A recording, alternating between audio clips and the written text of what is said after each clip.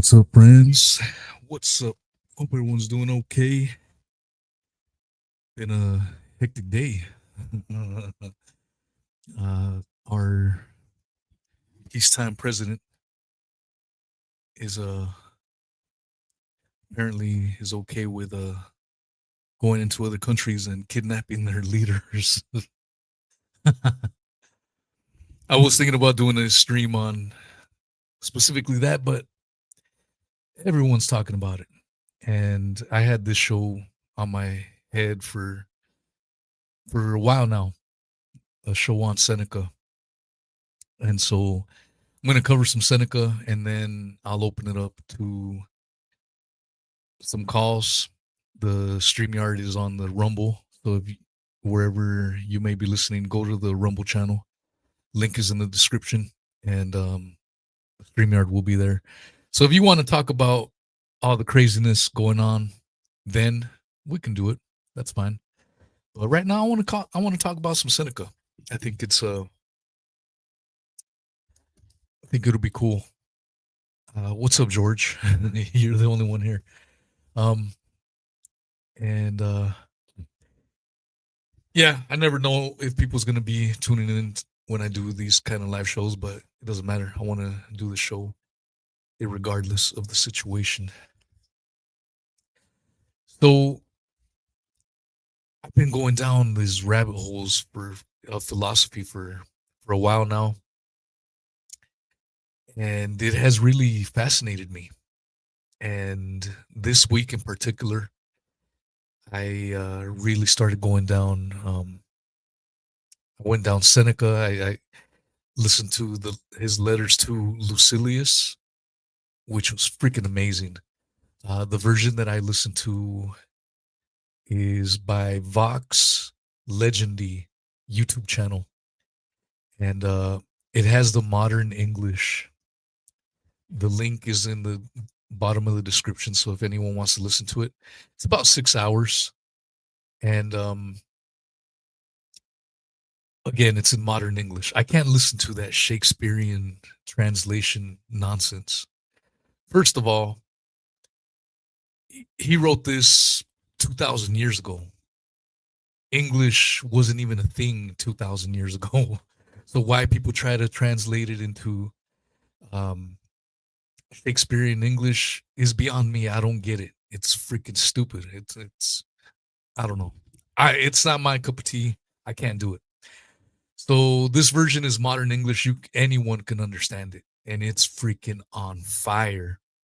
I've listened to it 3 times already, 3 times over, and I want to go over the good, the bad, and the ugly, just like I did when I did the Marcus Aurelius show.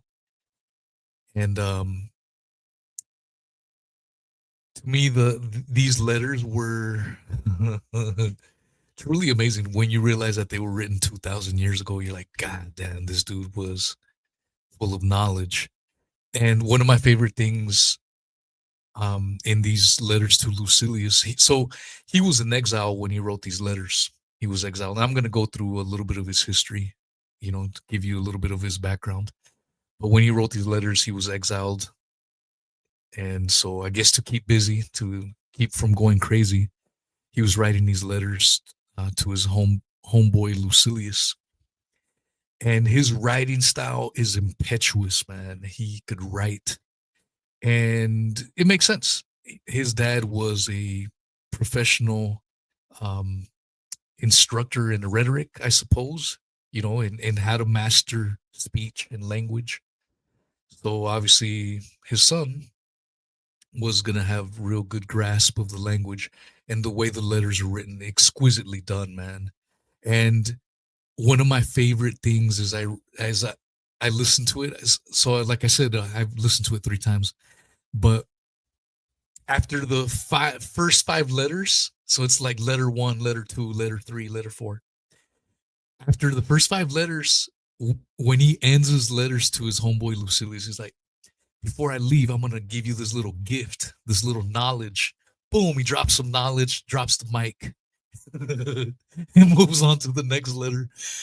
And I found myself like especially the first time I listened to it, after he would finish a letter, I'm like, damn, it's dropping truth bombs galore. And obviously, if you find yourself having similar taste to my taste, you guys are really gonna enjoy it. I can't recommend it enough. Now, I didn't know nothing about the man Seneca uh, prior to listening to the letters. I got hooked on listening to that audiobook. And so as I did, I started going down the rabbit hole of who he was, and it made things a little different. So he's Seneca the younger was a is considered a Stoic philosopher, but the controversies around him is because he was a wealthy elite. One of the first times he gets exiled out of Rome was because he was tapping some forbidden ass. So he gets exiled for that. And then after he's exiled for about 7, 8 years, he gets brought in by Agrippina, whom's her son was a young Nero, and she requests Seneca to come out of exile to tutor her young son Nero. If you guys are familiar with Roman history, Nero was one of the most wicked SOBs in in Roman history. And so some people will kind of tarnish, put a black eye on Seneca's um, legacy because of that. Like, look how Nero turned out, and he was his tutor. But others argue, look, you can't help if you're. I mean, if the kid was a scumbag from the very get go, can you really take the scumminess out of him, even with the best tutor in the world? So it's one of those things that these happenings happened 2,000 years ago. We'll never know exactly precisely how things may or may not have transpired. You know what I'm saying? So got to keep that in mind. What I will say is his letters, his writings, absolutely on point. Absolutely so on point that there were some forgeries later on around the 4th century that made it look like Seneca was talking to the apostle St. Paul. And so there was a period in time in the early church foundations where they were even thinking about using his writings in the Bible. I mean, his writings are badass. The way he writes, and not only the style, but what he teaches. The virtues, the ethics for people to live by. Anyone could live by. You don't have to just be a Christian. So it is interesting that the church at one point was even mulling that around. But let's learn about a little bit about Seneca's background. This from Wikipedia. His real name was Lucius Annaeus Seneca the Younger, usually known mononymously as Seneca. He was a Stoic philosopher of ancient Rome, a statesman, a dramatist, and in one work, a satirist from the post-Augustan age of Latin literature. Seneca was born in Colonia Patricia, Cordoba, in what was Spain at the time. So it was Spain under Roman rule. And he was, I don't think I mentioned his date, but they think around the year 4 BC to about 4 AD. It's not exactly known, but for all intents and purposes, he's basically a contemporary of Jesus, which is also interesting. And let's see. Well, I guess we can continue reading the Wikipedia. His father was Seneca the Elder. His elder brother was Lucius Junius Gallio Annaeus, and his nephew was the poet Lucan. In AD 41, Seneca was exiled to the island of Corsica under Emperor Claudius, but was allowed to return in 49 to become a tutor to Nero. When Nero became emperor in 54, Seneca became his advisor, and together with the Praetorian prefect Sextus Afranius Burrus, provided competent government for the first 5 years of Nero's reign. Seneca's influence over Nero declined with time, and in 65, Seneca was executed by forced suicide for alleged complicity in the Pisonian conspiracy to assassinate Nero, of which he may or may have been innocent, although there is still no consensus in agreement. His stoic and calm suicide has become the subject of numerous paintings. As a writer, Seneca is known for his philosophical works and for his plays, which are all tragedies. His prose works include 12 essays and 124 letters dealing with moral issues. These writings constitute one of the most important bodies of primary material for ancient Stoicism. As a tragedian, he is best known for plays such as his Medea, Thyestes, and Phaedra. Sorry. Seneca had an immense influence on later generations. During the Renaissance, he was a sage, admired and venerated as an oracle of moral, even of Christian edification, a master of literary style, and a model for dramatic art. And there is a picture of him, I'm assuming in his older, later years. The picture that I have of him was obviously when he was a little bit younger. He's got a fat joint in his mouth. Um, oh shit, I didn't even screen share, so my apologies. Gosh darn it. All right, there we go. So there's Seneca. So from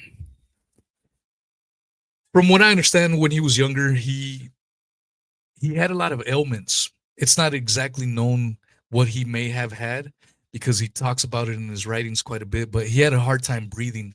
So a lot of people, um, a lot of modern day scholars think that he may have had asthma or some kind of breathing disease because he would often talk about how it sucked, to not be able to breathe properly and um, have those issues that would come and go as they went. What's up? This is my story. What's up, Carl and Hanny on Rumble? Um, Carl and Hanny, man, if you want to hit up that StreamYard after I'm done, man, we can chat about everything, anything and everything. I just wanted to do the show on Seneca because it was something that I wanted to do for quite some time.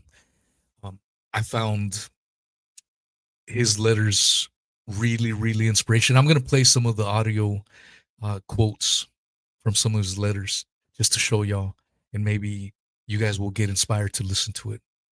And it's pretty cool. As I was saying, so when he was younger, he did have these ailments, and so that may have inspired him to join the Stoic side of things, if you will.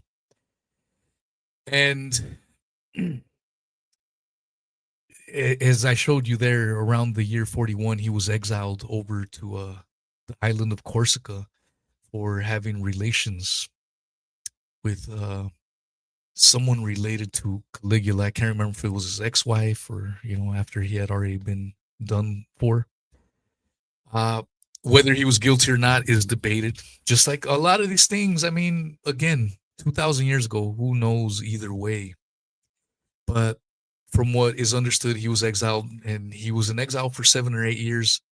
And when people hear island, they probably think, oh, yeah, it's like a paradise and everything. But back then, these islands were barren, from what I understand. There was nothing on there. You were banished. There was no luxuries. And so this is where he started writing a lot of his badass material. And this is probably where he started in practicing his stoicism that he was learning and teaching. One of the coolest things that he says when he's writing to his homeboy Lucilius is that, Lucilius, I am not here to teach you. I am here to learn alongside with you. What a gangsta ass quote, man. And Some people will say, well, he was probably writing that stuff because it was all for show and blah blah blah. There's people that are cynical whether he was just a 100% hypocrite and he lived a different life than what his writings show. But I mean, it's also possible he was just a human being with flaws. Who the hell here is perfect? None of us are. We all have skeletons in our closets. We all have messed up things about us. And if we're self introspective, if we're self aware, there's a lot of motherfuckers out there that lack self awareness. A lot of them, a lot of people out there. They're good to point out other people's flaws, but when it comes to their own selves, they can't do it. And I will say this, I was one of those people for the longest time. I think the last few years I've been very, very introspective, trying to look at my failings. All right, I do have an issue here. Let's try to fix it. I do have an issue there. Let's try to fix it. And that's I think that's a virtue. Once you can get to the point where you can analyze yourself and not only analyze your failings, but trying to do something about it, trying to make those necessary changes. In February, so next month, we're in January already. In February will be 1 year that I quit chewing tobacco. And I was really, really hooked on chewing tobacco. I did that for well over a decade. And I had tried to quit in the past. I tried for a little bit. I even had success for a couple months, and then I eventually relapsed, went back at it. I was doing a can of chewing tobacco. And I know it's gross. I know it is, but I was hooked. I was addicted. I would really start to get antsy, man. My body was craving it. I was really, really hooked. And February of last year, I finally said, I'm done with this. I'm hooked. I'm spending too much damn money on this shit, on this vice. I'm done with it. I'm done. And I said, I was done. And I'm not going to say it was easy. That shit was hard. It was incredibly hard. First day that I quit, I'm at work because I got into the habit of putting in a dip because I do driving all damn day. And I would put in a fat dip in my mouth. I had a 30-minute drive from point A to point B, and it would give me a little buzz. It would make me feel good as I'm driving. And so I wanted to get that buzz, that daily buzz as I worked. And that first day that I quit was incredibly hard. My body was fiending for it. I just kept scratching at myself, man. I needed that little buzz, that little dopamine hit. And I had to be resolute and say, no, I ain't doing that shit. Second day, even harder. Third day was hell, man. I was like even like sweating a little bit. I was going through withdrawal. And for me, everyone's probably different. I'm just trying to give confidence to anyone that may be thinking about it or maybe going through something similar. You can do it. It's how bad you fucking want it. I had talked about it for a long time. I'm going to quit. I'm going to quit. I talked about it. I wish I quit. I know every time I put it in my mouth, I knew it was bad for me, but I kept doing it. You know why? Because I wasn't serious. When I finally said I'm serious and I'm done, that's when I was done. And again, that's recognizing for yourself. How many people are hooked to certain things and will never admit that they are hooked or addicted? First step is self-acknowledgement, being self-aware of the problems that you have. Um, and that's one of the things that I've been learning the last few years, being self-aware, and again trying to fix my issues. But yeah, the tobacco thing, from next month will be 1 year that I quit, and the first week was hell. Now, a year later, I'm good. I'm 100% good. I don't even think about that shit. I don't need it, and it's great. That's part of that growing process, I suppose, that I'm experiencing, and I'm proud of myself for. Um, but going back to these letters of uh, Seneca to his homeboy Lucilius, I took them as letters that he's writing from the heart, in a great writing style, in the perfect writing style that he writes it with. Like I said, every time he ends a letter, he ends it like a fucking boss. He go, after like letter 45, he goes, Lucilius, I know you're expecting the gift, so here it is, and take it. And I'm gonna grab it from the treasures of Epicurus, from the coffers of Epicurus. And then he drops some truth bombs. Man. And his writing style is 100% relatable to today. He talks about friends. Let's see. Let me tell you how many letters he's exactly got. So the link is in the description of the audiobook that I listened to. And here's another life hack. If you don't want to experience YouTube ads, listen to YouTube via the Brave browser. You can thank me later. You will not have any YouTube ads, because as I play this, some YouTube ads will come on here, and it's only because I've got YouTube on a different browser. But if you want to experience it for yourself without zero ads, Brave browser. Thank me later. All right, so there are a total of 65 letters, and the whole audiobook is 6 hours and 26 minutes. But look at the letters: on saving time, on discursiveness and reading, on true and false friendship. I'm gonna put a little clip from that. On the terrors of death, the philosopher's mean, on sharing knowledge, on crowds. Yeah, he's giving his thoughts on all these things.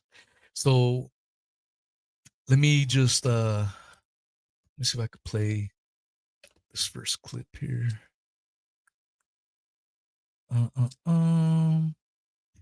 And like I said, if anyone wants to call in after we're done here, and we could talk about Seneca, some more Seneca, or we could talk about whatever the madness going on that's going on in the world. All right. Okay, I think this is on friendship, so let's play it right here. Share this tab. You ask me what you should be especially careful to avoid. Crowds. You are not yet strong enough to be among them without risk. I must admit my own weakness too. I never return home from being among the masses as the same person I was when I left. Something within me, which I had forced into calm, becomes unsettled. Some of the flaws I thought I had conquered come back again.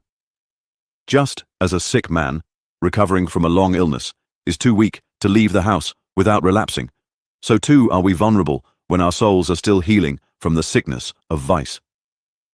To mix with crowds is dangerous. Every person you encounter will either introduce some vice to you, reinforce one you already have, or stain you with their own, even without intending to. And the larger the crowd, the greater the risk. But nothing is as harmful to one's character as spending time at public spectacles, where vice creeps in through the disguise of entertainment. What do I mean? I mean that I return home from such places more greedy, more ambitious, more indulgent, and even more cruel, simply from being around other people. I recently attended a midday spectacle, expecting to be entertained with wit and light-hearted diversions, a moment of relaxation from the brutal games. Instead, it was worse than usual. The earlier contests at least had some display of skill, But this was nothing but pure slaughter. There was no armor, no defense, just men fully exposed, each strike landing with deadly effect. People prefer this kind of show to the usual duels and trained matches. Of course they do. There is no skill involved, no shields or helmets to delay death. In the morning, men are thrown to wild beasts. At midday, they are thrown to the spectators. The audience demands that the winner of one fight immediately face his next opponent until he too is killed. Every match ends in death. This continues even when the arena is nearly empty. You might argue, but these men are criminals. They were murderers themselves. And what of it? Even if they deserved such a fate, what crime have you committed that you should sit there watching? In the morning, the spectators scream, "Kill him! Beat him! Burn him!" They mock those who hesitate to face the sword, shouting that they should meet death bravely. If a fighter falters, they demand he be whipped until he fights with more spirit.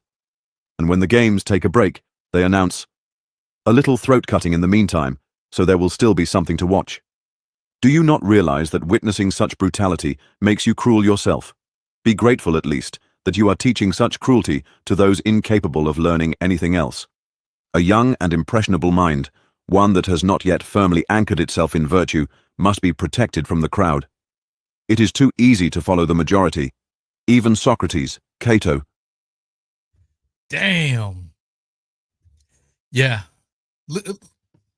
Think about what I mean, that's probably one of my favorite parts of the audiobook, because he's talking about going to some of these, going to the Coliseum, watching some of these games, is where people are just lusting for blood, man. And he right there is admitting, he's telling you, look, I sometimes go to these games and I want to kill some motherfuckers. I start lusting for blood and I have to catch myself. I'm like, damn, man. And so that's what he's talking about, man. When you're with the crowd, it's easy to, there. What do we hear when we're kids? We're always talking about don't fall for peer pressure. When there's kids your age telling you, hey, do this, do that. Let's go cause some crimes. Let's do some drugs. It's easy to fall into that. You know what I mean? And he goes on to say in that letter, he goes, if one person has the power to convince you or persuade you to do some bad things or get into some vices, imagine what a whole group of people can do. So in his letters, he covers a wide array of topics. But I mean, you know, being someone that I don't like to ascribe to the mob mentality, or you know, like I stated at the very beginning, everyone's talking about the goings-ons in Venezuela. And I almost went. I was like, I'm gonna have to talk about Venezuela. Maybe I will when we get call-ins later on. But you got to be able to be resolute and think for yourself, man. Don't let the mob mentality take over. Don't, think for yourself. Be different. It's okay to be different. And that's kind of what he's stressing about. Let me play this other clip. See what, can't remember what it was about. Let's play it here.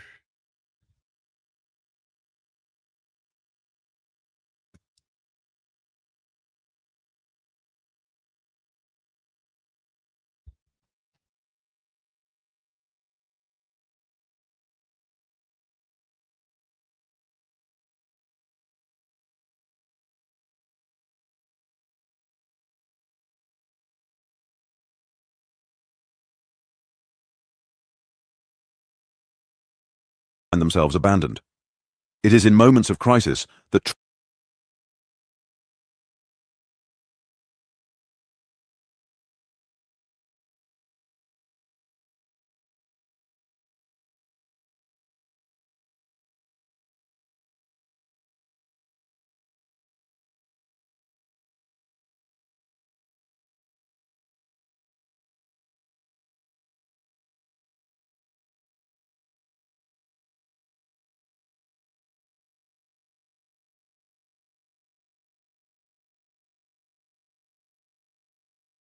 Gosh darn it, I muted myself. I think I screwed up. Sorry, guys. Um, I think I skipped over where I wanted to play, but in this particular chapter, he's talking about friends and friendship. This particular, these particular words that he talks about friends really resonated with me because this is how I view things already. He's talking about how when you choose someone as your friend, you got to go all in. You got to be 100% trusting with that person. And that's a friend. You can't just say, "Oh yeah, that's my friend," but you wouldn't trust them with this or trust them with that. And that really resonated because this is how I view things. And I just thought maybe I was an extremist when it comes to that because I know a lot of people. There's probably a lot of people that call me their friends, but I don't call other people my friends because I feel if I'm going to call someone my friend, I'm going to go to war for you and I expect your ass to go to war for me. If you're going to puss out, you aren't my friend. We aren't friends. We're associates. And I know for some people that may sound extremist, but that's just how my mind works. Now, if I show you that same loyalty and then I catch you doing some other stupid shit, then fuck you. We are no longer friends. Get the fuck out of my life. Again, I realize that's extremist, but that's just how it works, man. And so let's hear his words on friends. And this little part really, really resonated with me. He seeks friends so that he may sit by their sickbeds, help them in times of trouble, and set them free when they are imprisoned. Anyone who enters friendships only for personal benefit misunderstands its purpose. A friendship formed for self-interest will dissolve as soon as that interest is threatened. The friend who was chosen for protection will disappear the moment danger appears. Such relationships are mere fair-weather friendships. A friend chosen for utility will remain only as long as he is useful. This is why those who enjoy prosperity are surrounded by a crowd of admirers, while those who fall on hard times find themselves abandoned. It is in moments of crisis that true friendship is tested, yet this is precisely when most so-called friends flee. This is also why so many disgraceful betrayals occur. When fear takes hold, those who formed friendships for gain are the first to turn away. The beginning and the end of such friendships are the same. If a man became your friend because he expected to profit from it, he will leave as soon as there is no more profit to be gained. If a friendship is built on anything other than friendship itself, it is doomed to fail. Why then do I seek friendship? So that I may have someone for whom I would be willing to die, someone I would follow into exile, someone whose life I would stake my own to protect and gladly pay that price. The kind of relationship you describe is a transaction, not a friendship. Damn. Damn. There you go, man. See, for a long time, I thought maybe I was just an extremist because that's how I view friendships. That's how I view relationships. I take it serious. I don't fuck around. And I expect the same. I expect the same. And some people may say, well, that's just a high standard, man. It is what it is. That's how I view it. And so to hear Seneca pretty much echo the exact same thing 2,000 years ago, I'm like, hell yeah, that's my dog right there. And I think that's why I was vibing with a lot of the shit he was saying. And let's see, where else was I? Hope you guys are enjoying that. I'm just trying to pump you guys up. I would love for you guys to check it out. I'm not sure what this timestamp is. Let's let it ride. Have any real evidence of this? Most of the time, we are haunted not by facts, but by rumors. Those same rumors that spread false reports of wars, incite panic in nations, and send individuals into unnecessary despair. Too often, we accept them without question. Instead of investigating, we flinch and flee, like soldiers who abandon their camp at the sight of a dust cloud, only to realize later It was raised by cattle, not an enemy. And notice this. Vague fears disturb us more than real ones. For reality has limits, while uncertainty is boundless. Panic thrives on this uncertainty, and no fear is more destructive than the fear that has no definite object. Ordinary fears may be baseless, but panic is mindless. So in that little section,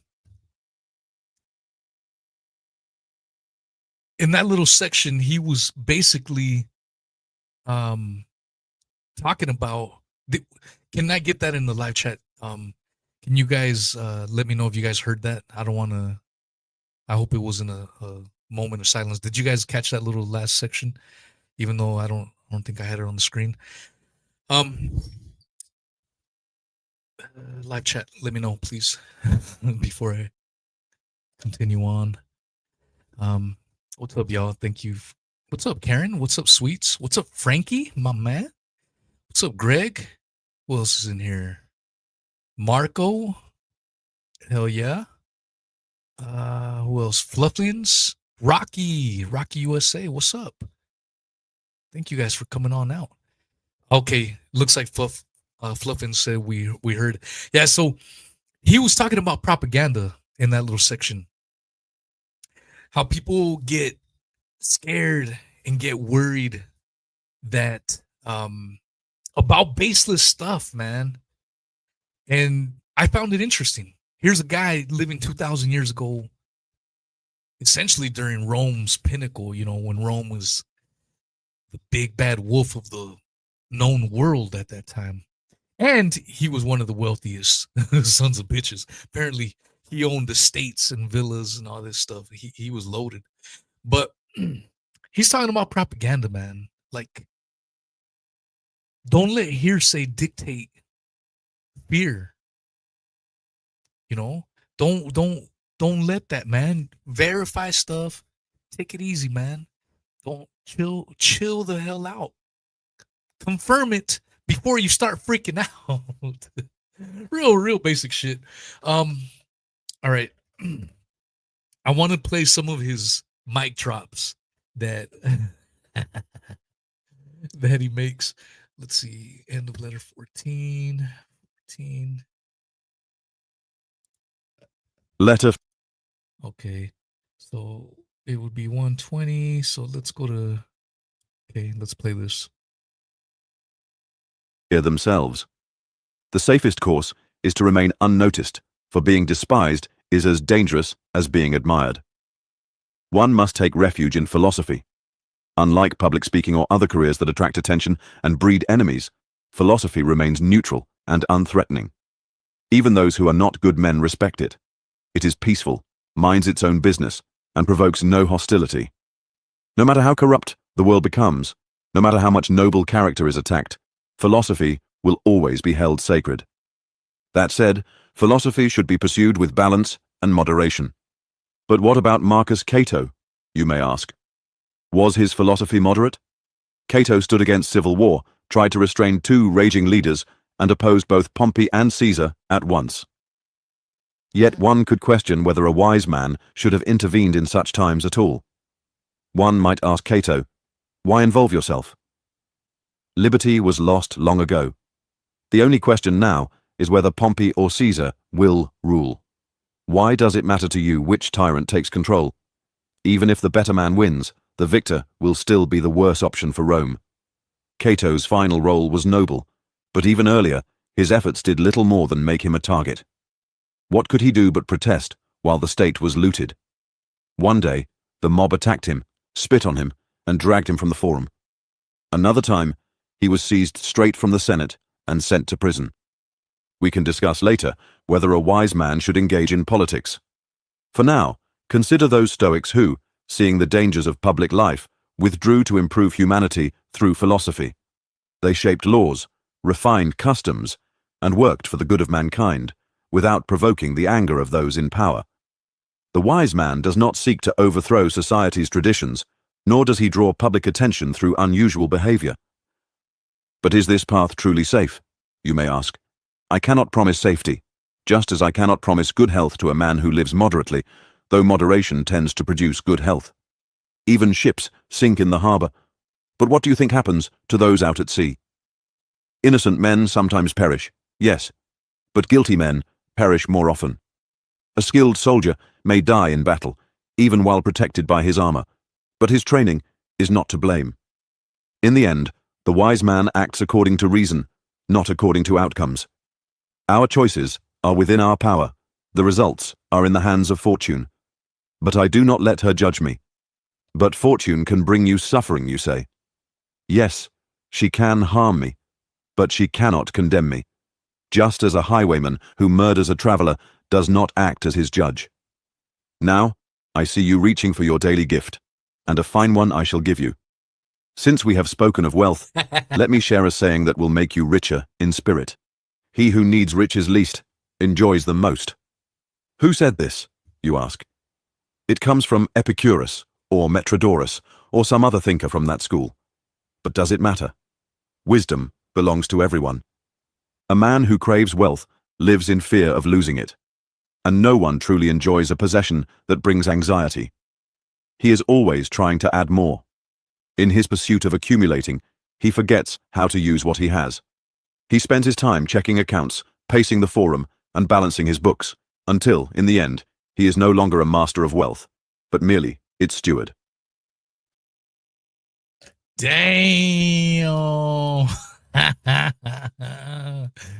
You see that? How before he finished that letter, he goes, I see you reaching for your daily gift. So here it goes. So that's one of those letters that where he's talking about wealthy being, like having money really ain't shit. You become a slave to your material things. It's not about that. It's about living a just life.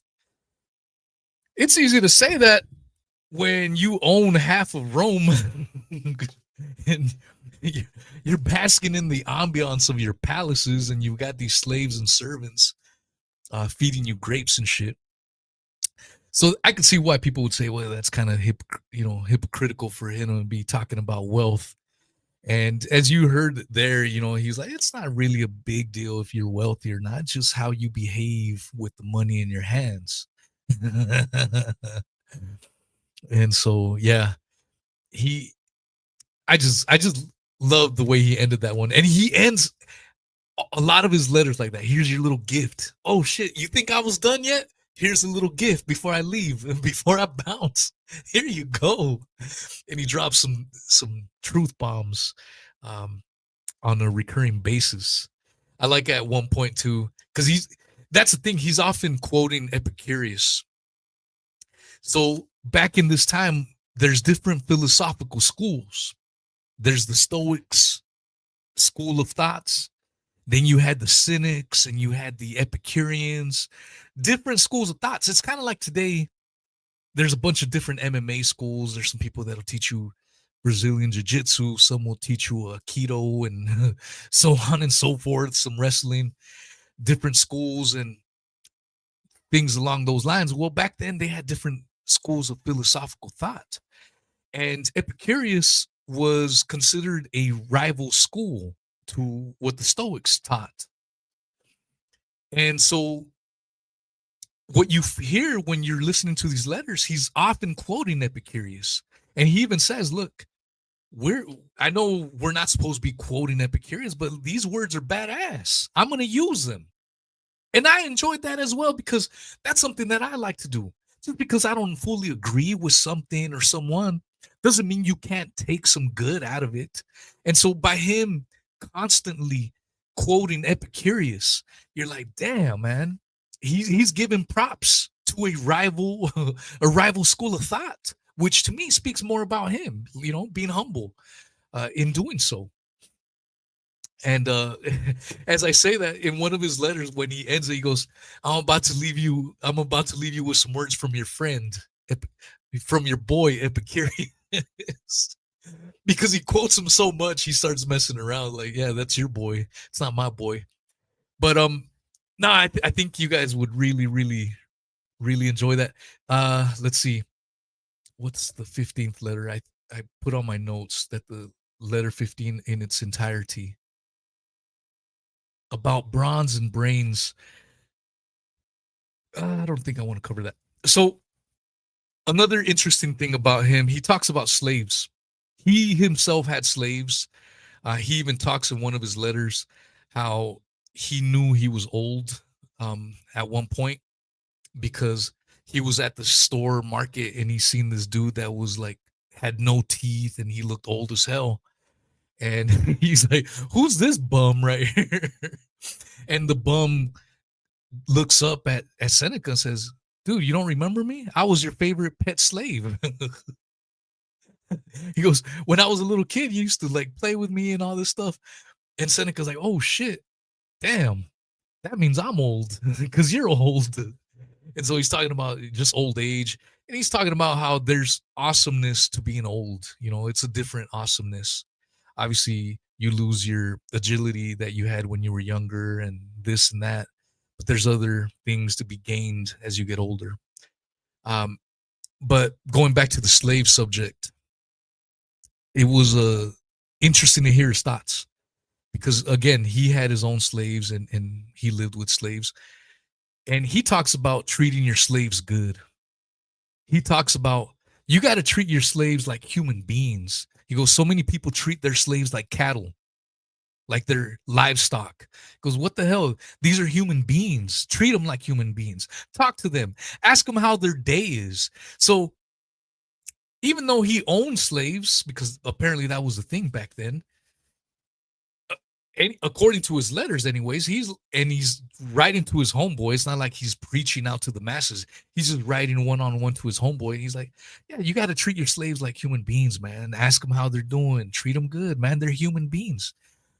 And so for me, that's like, man, this guy's writing about treating slaves like humans, not like cattle, not like livestock, but like humans. He's writing about this 2,000 years ago. How many times when we hear American slavery out here, you know, in the 1850s, oh, well, it was a different time. People thought different. Blah, blah, blah, blah. You hear that so often, it's ridiculous. I'm like, that was only a few generations ago.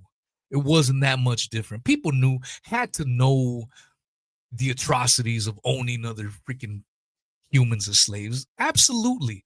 And so when I hear Seneca saying these words about slavery 2,000 years ago, there you go. They obviously, if this guy knew that it was wrong 2,000 years ago, you're gonna tell me dudes from 150 years ago didn't know? That was another interesting little pickup that I got from him. And like I said, he owned slaves as well, but his attitude was in treating them as fellow human beings, not as livestock or cattle like so many other people did. Um, let's see. End of letter 16 was my other notes. 16. Hope you guys Letter are 16. enjoying this, and I hope you guys are inspired to read some of these truth bombs on your own time. All right, let's see.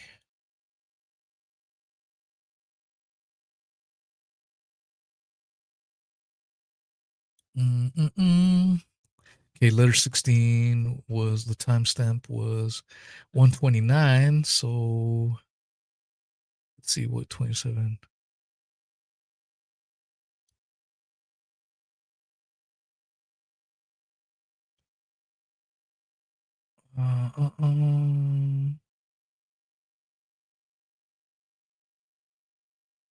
Oh, here we go.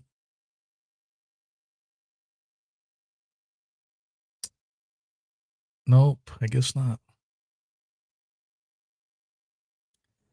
I'm sorry, man.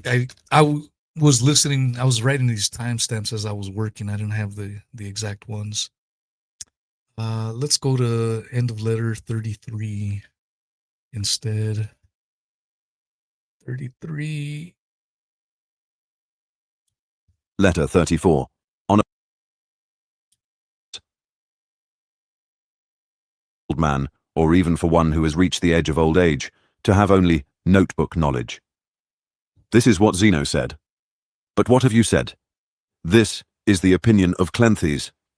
But what is your opinion? How long will you follow another's path? Take command. Speak words that posterity will remember. Give something of your own. That is why I have no respect for those who never produce anything themselves, who spend their lives lurking in the shadows of others, interpreting words but never daring to put into practice what they have so long studied. They have trained their memory with other men's ideas. But there is a difference between remembering and knowing. To remember is simply to hold something in trust. To know is to make it your own, to stand on your own feet without needing to check back with the master every moment. Zeno said this, Cleanthes said that. Let there be a difference between you and your book. How long will you remain a student? It is time to become a teacher. But why? Someone asks. Should I continue listening to lectures when I can read the same things in books? Because the living voice has great power. Yes, perhaps, but not when that voice is only repeating someone else's words. A speaker, who merely echoes another's thoughts, is no more than a stenographer. Consider this. Those who never develop their own independence begin by following a leader where the leader has already been abandoned, and then they follow him even where truth is still being debated. But truth will never be found if we settle for the answers already given. A man who only follows others does not just fail to discover anything, he does not even search. So should I reject the path of my predecessors? No, I will use the old road. But if I find a better, shorter, and smoother way, I will take it. Those who came before us are not our masters. They are our guides. Truth is open to all. It is not yet owned by anyone, and there is still plenty left for future generations to discover. Farewell. Bam! What is truth? And that's Seneca's answer to what is truth. He's basically saying truth is the truth, and it has no owner. And yeah, people before us may have brought some truth bombs, but they were just guiding us. They didn't have absolutes. They had a guide. And if we find more truth to add to, you know, add to what has already been found, then we need to welcome it and have open minds to it. As he talked about the future generations. That was another interesting thing that I picked up from him, was how he talked in the present tense. He was basically saying, we Romans, we have it all, man. We have all these luxuries. We have all these nice things. The ancients before us probably had shitty ass times, and we're enjoying the fruits of luxury today. He's writing this 2,000 years ago. It's bananas. But he, his writing style is immersive, that you can kind of picture yourself how his world was at this time, at this point in time. You know what I mean? Yeah. If you can't tell, I really, really enjoyed it. I hope you guys enjoyed as well. Let's see. Final notes. Okay. One of the things that he says a couple of times through his letters to Lucilius is that if you have someone, an inspiration, someone that you look up to, like a role model, follow them and live your life accordingly as if they were looking at you. You know what I mean? If you look up to someone, would I want to let them down by making this choice or making that bad choice? And I thought that was profound. If you guys have been following me for a while, my biggest inspiration is the late, great David McGowan. I look at my reality, what we perceive as reality today, through the David McGowan lens. And so as I'm processing news about this, processing news about that, I'm taking it all in and putting on my David McGowan hat. How would David McGowan would have looked at this or looked at that? And so when I hear Seneca talking about finding a role model, finding someone that you look up to and living accordingly to how they, would have lived or whatever, I choose David McGowan. You know what I mean? And so that kind of fits in with my personality. He would drop an occasional F bomb, which I drop a little too much, according to some people. But David McGowan did that. And yeah, that's the role model that I choose in my mind. And after hearing him talking about living accordingly to that person, he also says it's silly when he hears people praying to God or the gods, and they do it quietly, but if they did it around other people, they would feel silly. He goes, "You should feel you should be able to talk whatever you feel. If you're going to tell the gods this or that, you should be able to announce it in front of the whole world. Why feel shame about it? You know what I mean? Own it. Don't be a bitch." Is basically what he's saying. Um, what's up, Billy Tractor? If anyone wants to, yeah, if anyone wants to call in, by all means, call in, and let's have a little conversations. Let me see if I got any final thoughts on Seneca. So Seneca, like I said at the very beginning, one of his darker spots was that he did ended up tutoring Nero. And oh, the other thing I forgot to say, he often talks about death and how we shouldn't fear death, because if we fear death, um, death is something that has, the clock on death has been ticking from the minute you were born. The minute you took your first breath on this earth, you were already on pace to taking your last breath.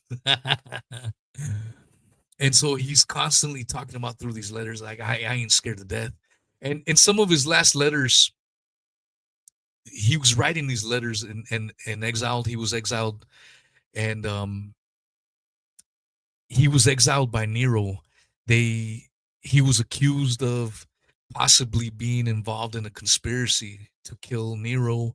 Nero finds out about the conspiracy, and so he gets all these people lined up. And Seneca, because he was part of these elites and whatever, his sentence is to kill himself. And so in all these letters, he's talking about facing death like a champ, being brave about it. And it's just gonna happen, man. Things are gonna happen. And he goes, you gotta live in the present. If you start worrying about this or that too far in the future, man, enjoy the moment, because tomorrow's not guaranteed. And so enjoy it. So he's constantly talking about facing death and not being scared. And so when it's his time to take his own life, um, he him and his wife are chilling. His wife apparently wanted to take her life, do it together. And apparently Seneca's like, nah, I'm good. You go live your life. I'll do it by myself. But she's like, nah, I'm not gonna leave you by your side. So the story goes that they slit their wrists, but allegedly because he was too old or whatever, the blood was having a hard time flowing through his veins. So then he takes some hemlock poison. The poison it's not taking much effect. So then they put him in a warm bath to kind of further accelerate the bleeding out and the suffocation. And that's how he dies. Apparently, he dies like a boss. He's like he's telling people his last words, scribes, telling them, nah, just don't let my teachings go to waste. My teachings are not mine, they're for the world. That's the other thing he talks about in one of his letters. He's like, if you have wisdom, share it. Don't keep it in. Wisdom is to be shared. And in a funny way, that's how I feel about my little podcast with the little reach that I have. That was one of the reasons why I started it. I felt I had a few things of knowledge in my head, a few things of wisdom that I didn't hear too many other people saying or echoing. And I didn't want to keep that in, so that's why I started my little podcast, as little as it was and as little as it is still, because I was like, I need to share this. Maybe some people will find it useful. Maybe some people will think it's garbage. But I still feel it's knowledge, whether it's good knowledge or bad knowledge. I mean, I suppose it's subjective. And that's what Seneca in his writings talks about. If you have knowledge, share it. It's not yours. It's for the masses. Share it. And so that's another part that really resonated. Man, essentially his whole letters are amazing. Like I said at the very beginning, his writing style, the way you could tell he's a professional writer. You could tell he had the most exquisite teachers growing up. Just an amazing orator and writer. And it clearly shows through when you listen to it. It's not like if I try to write something and be like, yeah, it'd be ghetto. You could tell it was some bum from the streets wrote this shit. But when you read his letters, you could tell someone that's highly educated, and even some of his sense of humor shines through, which is I found really enjoyable. Who else we got here? What's up, Dustin?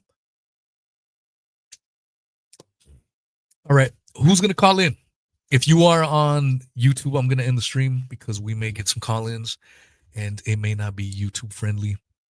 So if you're on YouTube and you want to be part of it, or you want to join the party a little bit more, what's up, Jackson?